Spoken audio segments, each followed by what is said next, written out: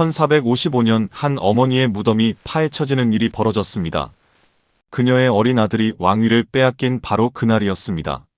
숙부가 조카를 내쫓고 스스로 왕이 되었던 것입니다. 그리고 이미 죽은 어머니의 능까지 욕보였습니다. 그 후 세조의 아들들이 하나둘씩 죽어가기 시작했습니다. 왕위를 이어받을 아들들이 모두 사라져버렸습니다. 사람들은 이것이 현덕왕후의 저주라고 속삭였습니다. 오늘은 조선 왕실을 뒤흔든 비밀의 이야기를 들려드립니다. 오늘 이야기 시작하기 전에 구독과 좋아요 부탁드립니다. 그럼 이야기 시작하겠습니다. 1437년 세종 19년의 봄날이 밝아오고 있었습니다. 한양 도성 안에는 세자빈 간택을 앞둔 설렘이 퍼져 있었습니다. 안동 권씨 가문의 19달 권씨가 그 주인공이었습니다.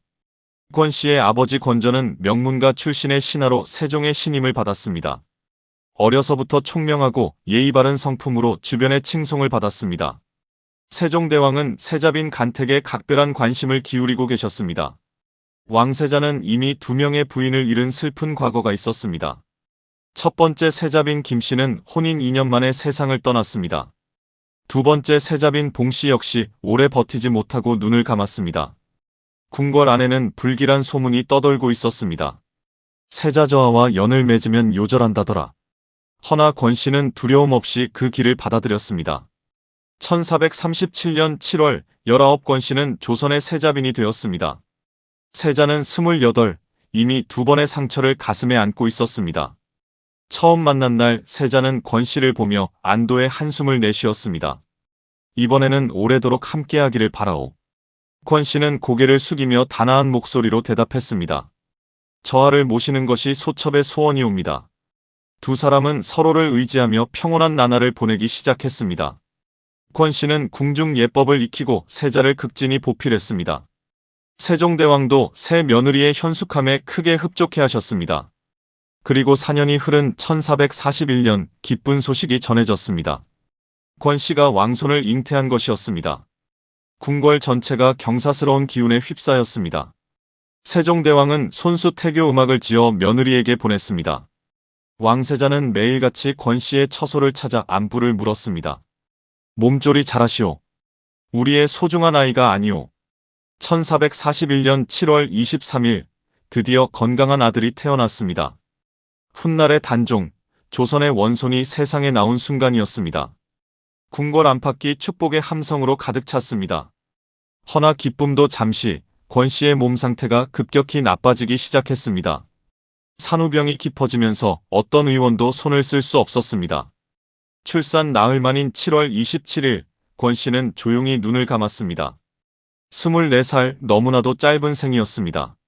세자는 아내의 차가운 손을 붙잡고 목 놓아 울었습니다. 어찌 이리 일찍 떠나시는 것이오? 아들의 얼굴도 제대로 보지 못한 채 어머니는 세상을 떠났습니다. 궁궐 전체에 깊은 슬픔이 무겁게 내려앉았습니다. 세종대왕은 며느리를 위해 소원이라는 시호를 내렸습니다. 권씨는 경기도 남양주에 조용히 묻혔습니다. 어린 원손 홍위는 할머니와 유모의 손에서 자라나기 시작했습니다. 세자는 매일 아내의 혼전 앞에서 눈물을 흘렸습니다. 그 누구도 이 슬픔이 조선 최대의 비극으로 이어질 줄 몰랐습니다. 세월이 흘러 1450년 세종대왕께서 재위 32년 만에 승하하셨습니다. 왕세자가 왕위에 올라 조선의 5번째 임금문종이 되었습니다. 어머니 없이 자란 9살 홍위는 왕세 손으로 책봉되었습니다. 허나 새 왕문종의 건강 상태는 그리 좋지 않았습니다. 즉위한 지 불과 1년도 채 되지 않아 병세가 깊어지기 시작했습니다. 궁궐 의원들이 밤낮으로 약을 타렸으나 차도가 보이지 않았습니다. 문종은 침전에 누워 어린 아들의 장래를 깊이 걱정하고 있었습니다. 1452년 5월 문종은 황희와 김종서 등 중신들을 급히 불렀습니다. 병든 몸을 간신히 일으켜 신하들 앞에 앉은 문종이 입을 열었습니다. 경들, 새손이 아직 너무 어리니 부디 잘 보필해 주시오. 영의정 황희가 눈물을 머금고 무릎을 꿇었습니다. 전하, 신들이 목숨을 다해 새손을 지키겠나이다. 좌의정 김종서 역시 고개를 조아리며 맹세했습니다. 신이 살아있는 한 그 누구도 새손을 해치지 못할 것이옵니다. 문종은 신하들의 충성을 믿으며 조용히 눈을 감았습니다. 재위 2년 3개월 만에 38배 짧은 생을 마친 것이었습니다. 1452년 5월 18일 12살 홍의가 경복궁 근정전에 올랐습니다. 조선의 6번째 임금 단종으로 즉위한 순간이었습니다. 궁궐 안팎에는 불안한 기운이 짙게 감돌기 시작했습니다. 너무 어린 왕, 힘없는 조정, 혼란스러운 정국이었습니다. 김종서를 비롯한 원로 대신들이 필사적으로 어린 왕을 보필했습니다.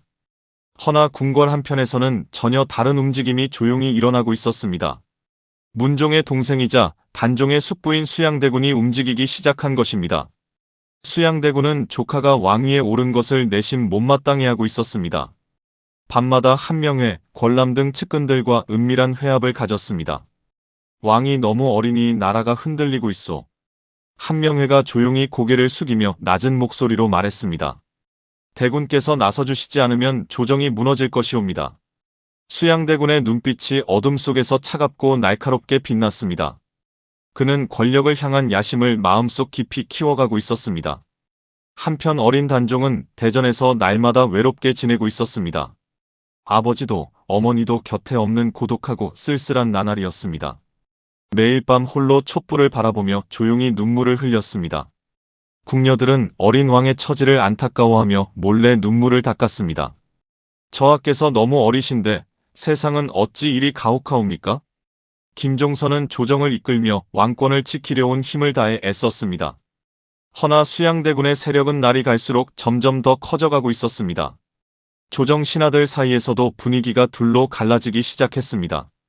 어떤 이들은 수양대군을 따르고 어떤 이들은 단종을 지켰습니다. 1453년이 되자 궁궐 안의 긴장감은 극도로 높아져 있었습니다. 수양대군은 마침내 결단의 순간을 차근차근 준비하고 있었습니다. 궁궐 지붕 위로 까마귀 떼가 울며 날아가는 어느 날이었습니다. 사람들은 이것이 불길한 징조라며 두려워하며 수군거렸습니다. 큰 변고가 일어날 것이오. 하늘이 경고하고 있어. 그리고 그들의 예감은 결코 틀리지 않았습니다. 1453년 10월 한양의 하늘에 먹구름이 무겁게 끼기 시작했습니다. 1453년 10월 10일 새벽 한양의 하늘이 유난히 어두웠습니다. 수양대군이 마침내 칼을 빼든 것은 이날 아침이었습니다. 한명회, 권람과 함께 무장한 군사들을 이끌고 움직였습니다. 첫 번째 목표는 좌의정 김종서의 집이었습니다. 새벽 어스름 속에서 수양대군이 직접 김종서의 대문을 두드렸습니다. 누구시오? 이른 새벽에 웬일이십니까? 김종서가 문을 열고 나오는 순간 쇠뇌가 날아들었습니다. 이른이 넘은 노신하는 그 자리에서 쓰러졌습니다. 전하를 지키라는 선왕의 명을 지키지 못하였구나. 김종서의 마지막 한마디였습니다.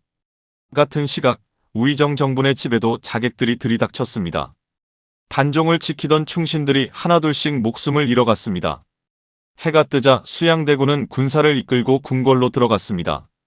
대전 앞에서 단종을 마주한 수양대군이 무릎을 꿇었습니다. 전하, 역적들을 제거하고 왕실을 지키기 위함이었나이다. 어린 단종은 떨리는 목소리로 물었습니다. 숙부 김종서 대감은 역적이 아니옵니다. 수양대군의 얼굴에는 차갑고 단호한 표정만이 가득했습니다. 전하께서는 아직 어리시니 신이 조정을 돌보겠나이다. 실제로는 명령이었으나 형식상으로는 청이었습니다. 단종은 아무 힘도 없이 그저 고개를 끄덕일 수밖에 없었습니다. 계유정난이라 불리는 이 피의 숙청으로 조정은 완전히 바뀌었습니다. 수양대군은 영의정부사가 되어 모든 권력을 손아귀에 넣었습니다. 한명회와 권람 등 측근들이 조정의 요직을 차지했습니다. 단종은 이제 허수아비 왕에 불과한 존재가 되어버렸습니다. 매일 대전에 앉아 있으나 어떤 결정도 내릴 수 없었습니다. 신하들은 모두 수양대군의 눈치만 살피며 움직였습니다. 어린 왕은 밤마다 홀로 눈물을 흘렸습니다. 아바마마, 어찌하여 저를 이리 일찍 떠나신 것이옵니까? 궁녀들은 왕의 처지를 안타까워하며 몰래 눈물을 닦았습니다. 그리고 2년 후인 1455년 윤유월 더 큰 비극이 시작되었습니다. 수양대군이 마침내 단종에게 왕위를 넘기라고 강요한 것입니다. 대전에 앉은 단종 앞에 수양대군이 무릎을 꿇고 말했습니다. 전하, 신이 왕위를 받들어 나라를 바로 세우겠나이다. 단종은 고개를 떨구고 한참 동안 아무 말도 하지 못했습니다. 15살 소녀는 결국 왕위를 내려놓을 수밖에 없었습니다. 수양대군이 조선의 7번째 왕 세조로 즉위했습니다. 단종은 상황으로 물러나 창덕궁 한귀퉁이에 머물게 되었습니다. 그런데 세조는 여기서 멈추지 않았습니다. 한 달 후인 1455년 7월 충격적인 명령이 내려졌습니다. 단종의 어머니 현덕왕후의 능을 강등시키라는 것이었습니다. 왕후의 능을 서인의 예에 따라 관리하도록 지위를 격하시키라는 명령이었습니다. 신하들조차 이 명령에 경악하며 고개를 숙였습니다. 죽은 지 14년이 지난 현덕왕후를 다시 욕보이는 일이었습니다. 이미 돌아가신 분의 능까지 건드리다니. 사람들은 이 처사가 지나치다며 분노했습니다. 세조는 단종의 정통성을 완전히 지우려 한 것이었습니다.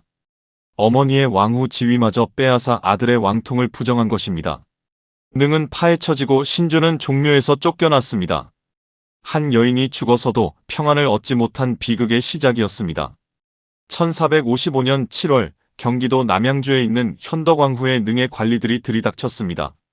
왕후의 능은 서인의 묘로 격하되어 소릉이라 불리게 되었습니다. 능 앞에 세워졌던 성물들이 하나씩 철거되기 시작했습니다. 왕후의 신주는 종묘에서 쫓겨나 사당 밖으로 내던져졌습니다. 죽은 지 14년이 지난 여인이 다시 한번 욕을 당한 것이었습니다. 사람들은 이 광경을 보며 고개를 숙이고 눈물을 흘렸습니다. 이미 세상을 떠난 분을 어찌 이리 대하시는 것이옵니까? 허나 세조의 명령 앞에 감히 나서는 이는 아무도 없었습니다. 한편 창덕궁에 유폐된 단종은 이 소식을 듣고 무너져 내렸습니다. 아버지도 어머니도 모두 빼앗긴 15살 소년이었습니다. 어마마마, 소자가 무능하여 이 지경이 되었나이다.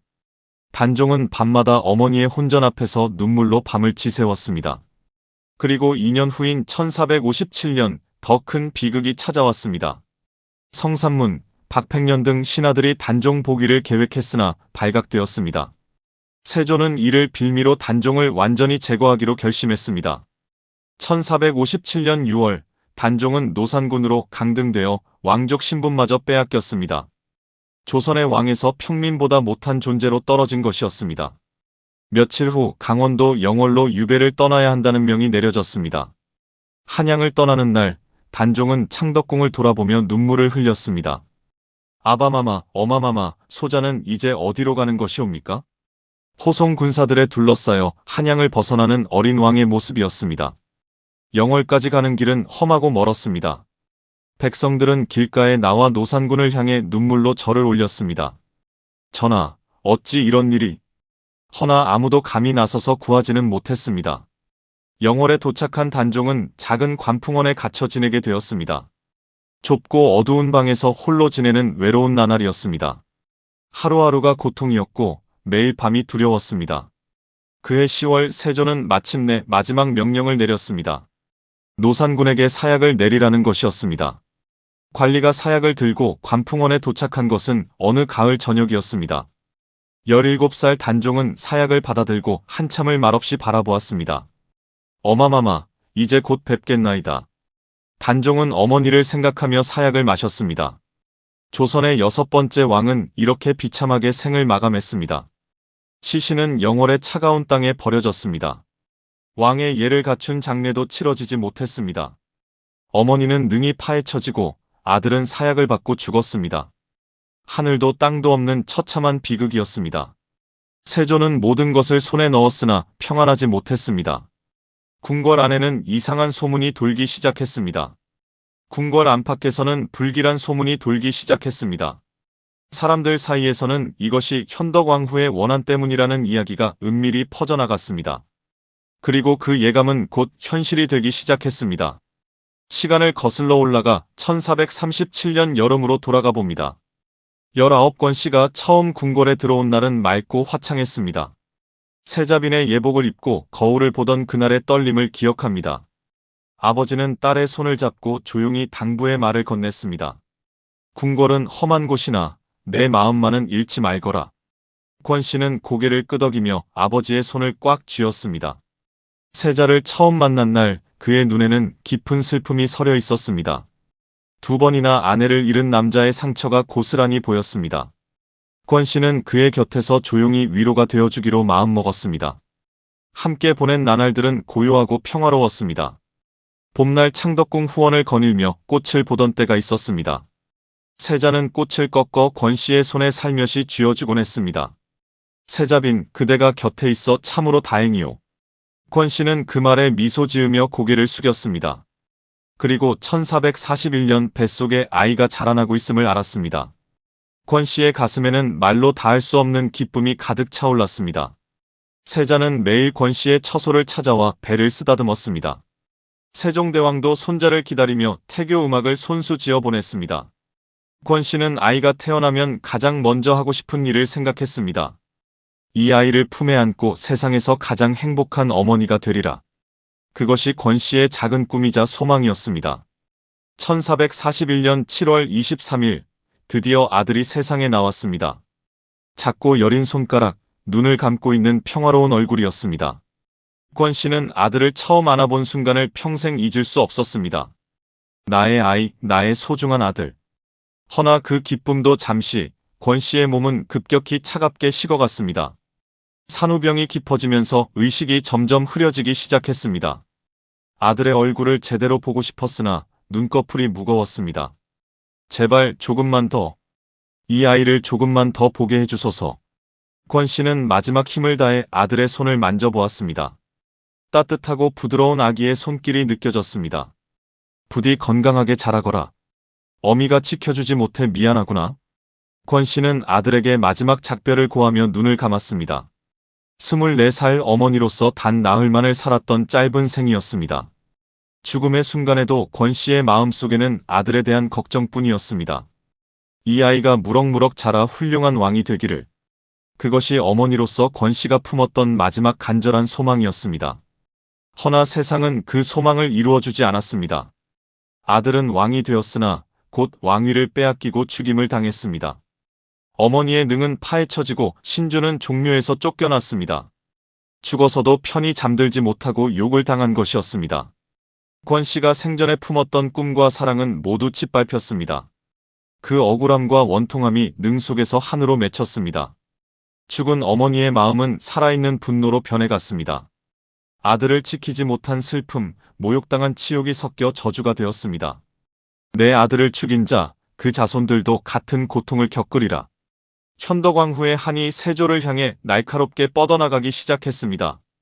단종이 죽은 지 불과 몇 달 후 이상한 일들이 벌어지기 시작했습니다. 1457년 겨울, 세조의 장남 의경세자가 갑자기 병을 얻었습니다. 20살에 건강하던 세자가 원인 모를 병으로 쓰러진 것이었습니다. 궁궐 의원들이 밤낮으로 약을 타렸으나 차도가 없었습니다. 의경세자는 날이 갈수록 야위어가며 죽음을 향해 다가갔습니다. 세조는 아들의 병상 곁을 지키며 불안에 떨었습니다. 어찌 이럴 수가 있단 말인가? 무엇이 잘못된 것인가? 그해 9월 2일 의경세자는 끝내 숨을 거두었습니다. 왕위를 이어받을 장남을 잃은 세조는 크게 낙담했습니다.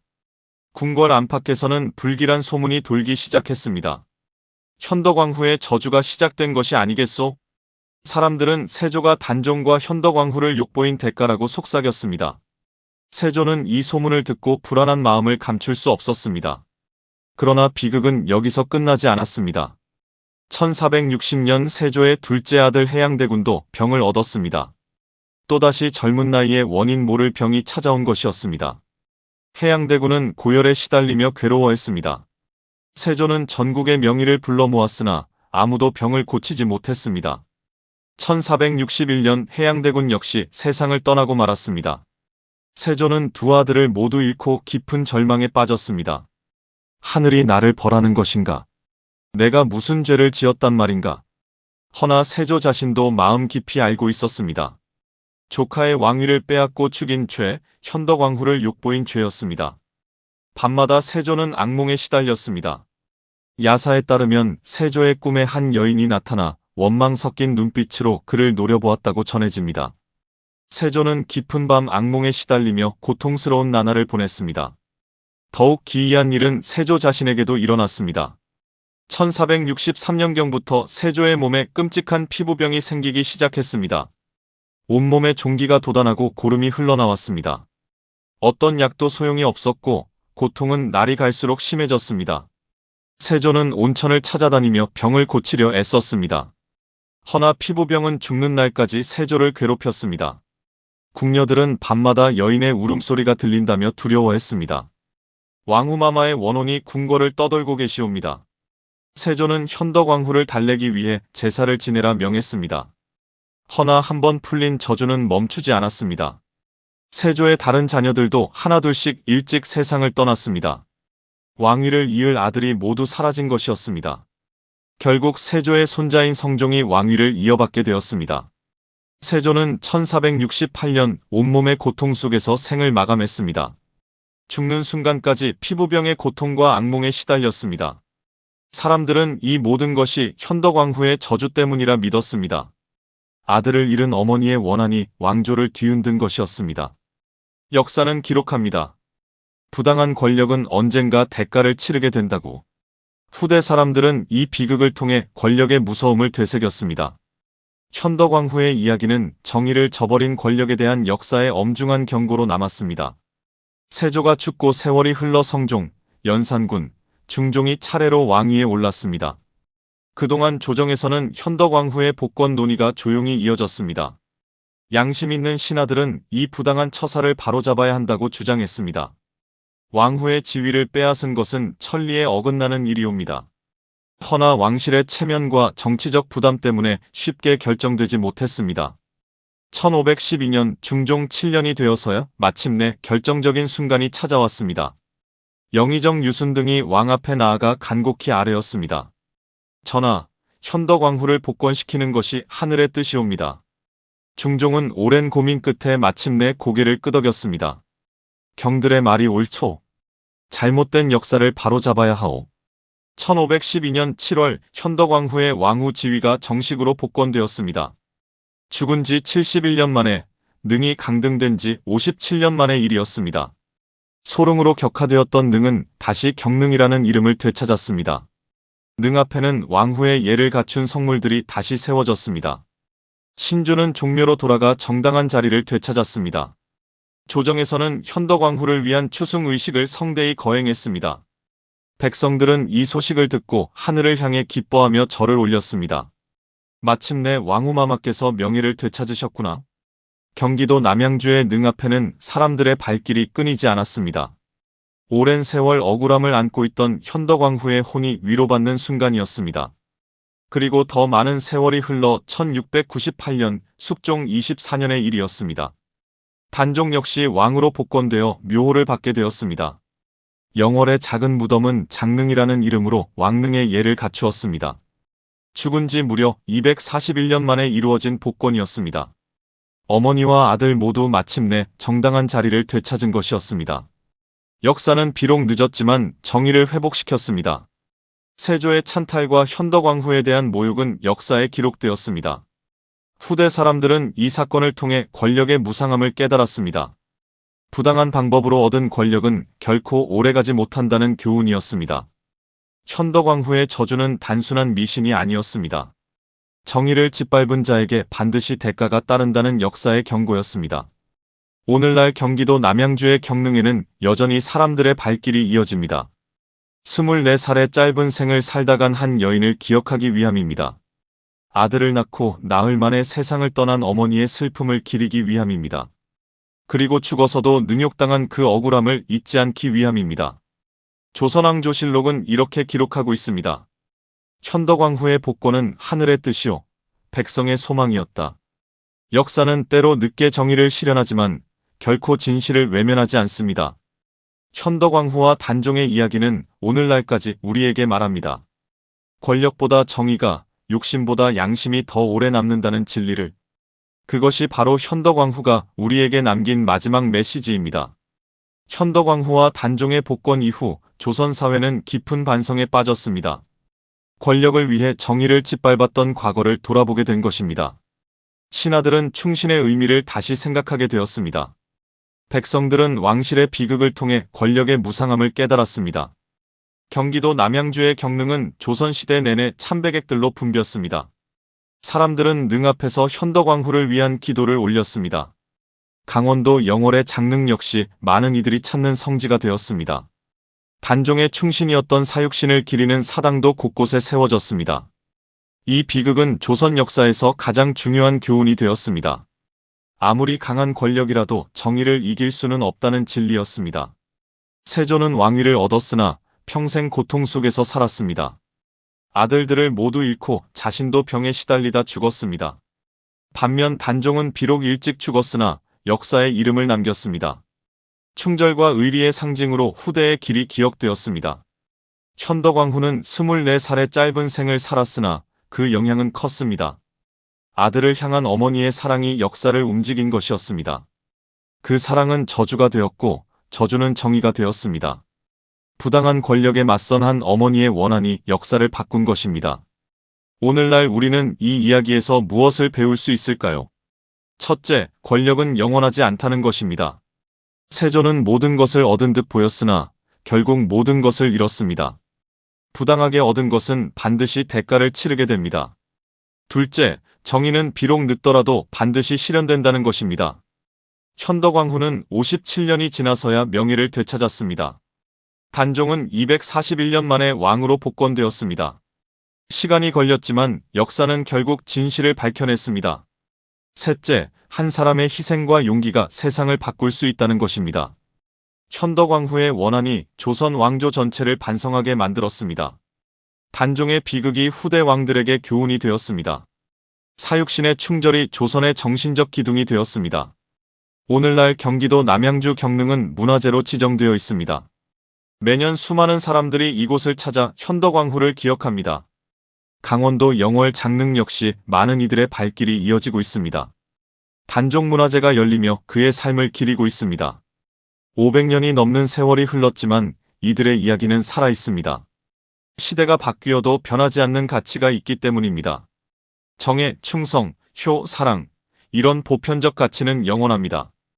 현덕왕후는 우리에게 이렇게 말하는 듯합니다. 부당함 앞에서 침묵하지 마십시오. 사랑하는 이를 지키기 위해 끝까지 싸우십시오. 정의는 반드시 승리한다는 것을 믿으십시오. 그것이 바로 현덕왕후가 남긴 마지막 메시지입니다. 한 어머니의 사랑이 얼마나 강한지를 보여준 이야기입니다. 그 사랑이 저주가 되고 저주가 정의가 된 놀라운 역사입니다. 오늘날 우리도 각자의 자리에서 정의를 실천해야 합니다. 부당함을 보고 침묵하지 않는 용기가 필요합니다. 사랑하는 이들을 지키기 위해 끝까지 싸우는 힘이 필요합니다. 현덕왕후와 단종의 이야기는 그런 용기를 주는 역사입니다. 비록 그들은 생전에 고통받았지만 역사는 그들을 기억합니다. 정의로운 삶을 산 이들은 영원히 사람들의 마음에 남습니다. 이 이야기는 역사 기록과 전해지는 이야기를 바탕으로 재구성한 것입니다. 일부 내용은 극적 구성을 위해 각색되었음을 밝힙니다. 여기까지가 오늘의 이야기였습니다. 구독과 좋아요로 응원해주시면 더 좋은 이야기로 찾아뵙겠습니다. 감사합니다.